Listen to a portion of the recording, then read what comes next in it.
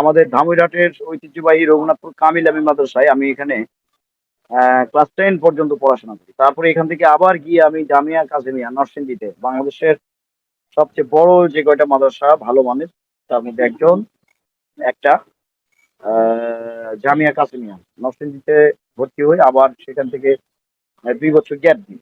আমি আবার সেখান থেকে দাখিল পাস করি 2007 সালে। তারপরে ঢাকাতে তামিরুল মিল্লাত, অর্থাৎ সবচাইতে নাম্বার 1 যে মাদ্রাসা বাংলাদেশের তামিরুল মিল্লাতে আসি। এখানে ভর্তি হই, এখান থেকে আলিম এইচএসসি কমপ্লিট করি।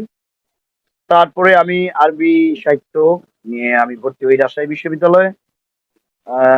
তারপর এখানে মিরাক্কেলে চান্স পাওয়ার আগ পর্যন্ত আমি ছিলাম।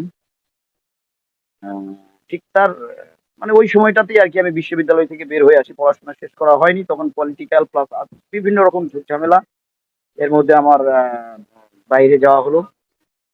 তো সেখান থেকে আসার পরে আমি আবার ফাজিলে ভর্তি হই। ফাজিল মাদ্রাসাতে, আমাদের রঘুনাথপুর মাদ্রাসাতে, সেটা ঢাকা আরবি বিশ্ববিদ্যালয়ের আন্ডারে। ফাজিল শেষ করে আবার এখানেই হাদিস বিভাগ নিয়ে কামিলে ভর্তি হলাম, সেটা কুষ্টিয়া ইসলামী বিশ্ববিদ্যালয়ের আওতায়।